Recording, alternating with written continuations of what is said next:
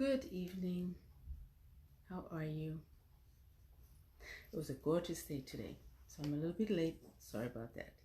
But I thought tonight we discuss the first thing you need to do if you want to change your life. Interesting concept, right? We all want to change our lives for the better. Okay. Eckhart Tolle says, awareness is the greatest agent for change. Then it says there are two ways to live life. One is a more reactive approach, where you fight back when you encounter challenges in your personal or professional life.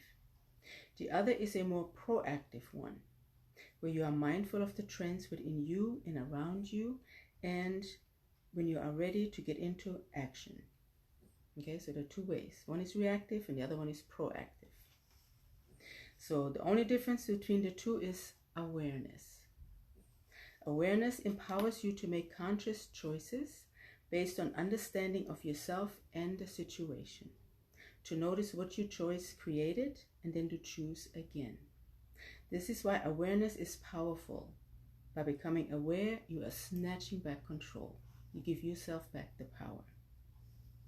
Merely observing your thoughts and behavior can spur positive action. And it gives an example of a person. He says, just by tracking my sleep, I was able to gain insights into what aids my sleep and what disrupts it. And he says, when I started tracking my food, I realized calories don't matter, but macros do. I then changed how I consumed food. This is still the example of this person. And he said, journaling allowed me to observe my mental chatter and learn from it. It made me aware that most of my anger and frustration stems from lack of sleep, food, or water. Then he says, tracking my finances made it easier to make tough calls with my spending. And he says, I didn't make these changes overnight. They took days and months of being aware before the changes actually happened. Okay, so becoming aware of what you're doing is the first step. Okay. It says awareness is knowledge. Knowledge gives you power. Power makes it easier to change. In the absence of awareness, you react mindlessly to your surroundings because all you have is the movement of thought. Your reaction will then depend on your past experiences and conditioning. In the past, if you dealt with stress by eating, you're going to reach for your favorite snack. If your past experience taught you to raise your voice to get heard, you will easily shout when you're being ignored. You start to believe what you are experiencing is reality, when actually you are experiencing the narrative of your mind, created as a reaction to what is going on around you. Without awareness, you confuse what is happening in your mind with reality. You are at the mercy of the conditioned mind. And this is what Deepak Chopra says. Awareness is all about restoring your freedom to choose what you want instead of what your past imposes on you. Okay? So awareness is important because it lets us know what's real and what isn't, right? By thinking about it in our mind, right? Not being conditioned to what we did in the past, but to do something new, to not react. Okay, but to be proactive. Okay, it says most of us are clueless about why we do what we do, how we present ourselves, and how others perceive us, and we get stuck in negative patterns as a result. And that is so true, right? We are clueless the way others think of us, or things like how we present ourselves. Most of the time, we are clueless. We just think what we think, not what other people may think, right? It says, now here are some ways you can improve your awareness so that you can improve your life. All right, let's go through them, okay? The number one, practice self-reflection. It says, this allows you to take a step back and ask probing questions of yourself. Ask yourself, why did I react this way? Why is this making me sad? Why am I so against this viewpoint? Where did this belief come from? Those are good questions to ask yourself, right? Most of the time we don't ask, we just react.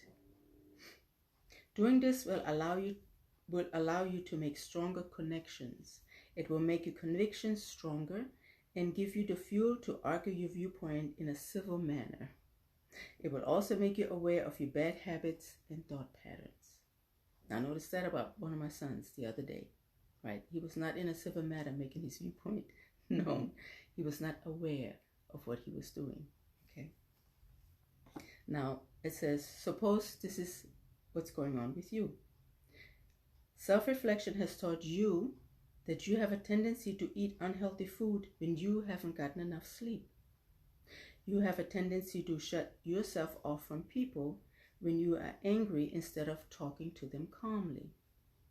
Now, knowing this about yourself, you are able to catch these unhealthy habits and choose healthier responses. So has that happened to you? That maybe you have a tendency to not eat right because you didn't get enough sleep? Or you get angry and upset instead of talking calmly, and you don't know why. Okay? But it says if you catch yourself in those habits, then it says you can choose healthier responses because you become aware of what you're doing, what you're conditioning, what you've been conditioned to do all your life, right? So that was number one. It says practice self-reflection. Number two, it says journal. It says journaling is a great tool for self-reflection since it helps you to understand and challenge your thoughts and beliefs. And it is also an incredible stress reliever. It acts as a brain dump. Think of this as a parking lot for your thoughts. Good analogy, I thought. Just like your back feels lighter when you take off your heavy backpack, your mind will feel lighter and less stressful once you dump your thoughts on a piece of paper. And it says you can do this once a week, once a day, or even once every other day. All you need is a diary or notebook and a pen to get going. And it says, trust. Nobody is so busy that they cannot take 5 minutes to journal. So no excuses, right? But I thought it was good to see it as a parking lot for your thoughts on a piece of paper. Just dump them down there, right? They don't have to be in any order. Just whatever comes to mind, just put them down there, right? Have you ever done it? I've done it.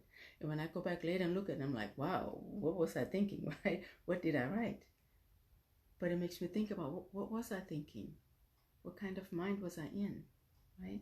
So try it. Journaling, well, you may already be doing it, but if not, try it, okay? Make it as a parking lot for your thoughts. Okay, that was step number 2. The third step is take personality and psychometric tests. It says personality tests can give you the insight in why you do the things that you do. A psychometric test can help you assess your skills, your knowledge, abilities, and characteristics. It says you might find yourself agreeing or disagreeing with the test results, but at least they give you some food of thought. Okay? Some food for thought. And since they're all based on some sort of questionnaire, it says you might want to take more than one test because they'll give you a broader understanding of your strengths, your weaknesses, and your behavior patterns. Okay? I don't know if you ever taken any personality tests. I have. I don't think I've taken a psychometric test, but you can Google them and you can take them online.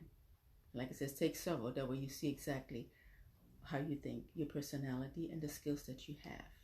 Might be interesting to find out. Okay, so that was number 3. Number 4, ask for feedback. Now this is a catchy one, okay?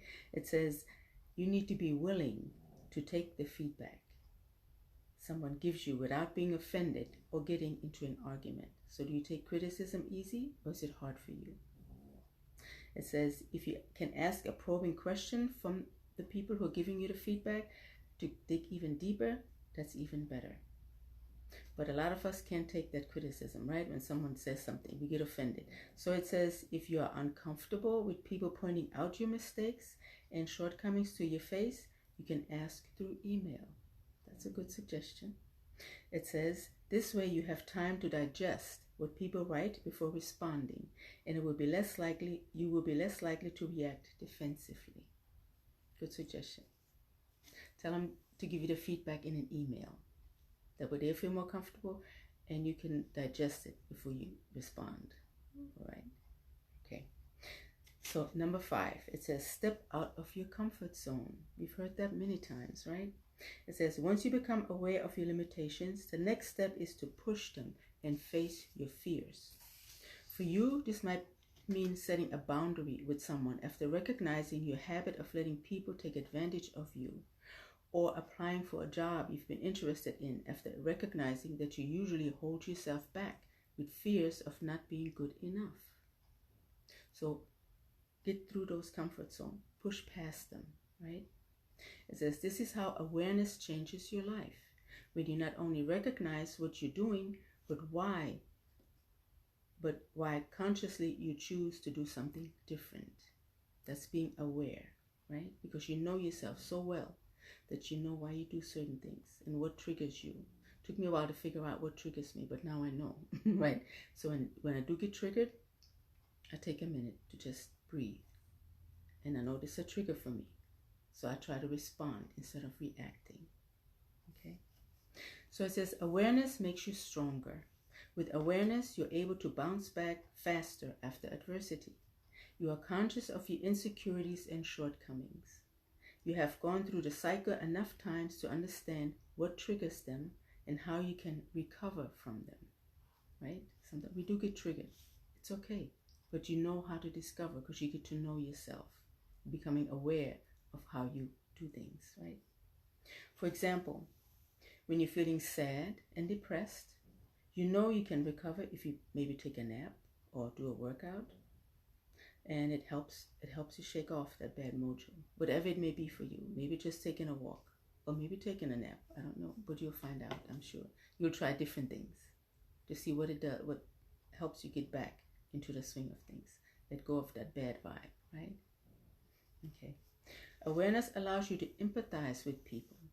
You can relate to the other person because you know the signs, having experienced them yourself. It becomes very easy to step into the other person's shoes instead of judging them. In fact, it will come more naturally after a while. You know what triggers you, and sometimes you can look at the other person and you can tell that they're being triggered, right? So you can empathize, and you're not going to keep triggering. You're going to take a step back, right? And see which is the best way to respond, right? It says your agility increases because of your awareness. You can pluck yourself in and out of any situation when you want, and you're able to adapt and pivot as needed on much shorter notice. In other words, you're able to move, think, and act quickly because you're aware. It says the pursuit of self-awareness also leads you to your blind spots. It uncovers the unknown and makes it known. So at least you are aware of it, even if you're not able to act on it right away.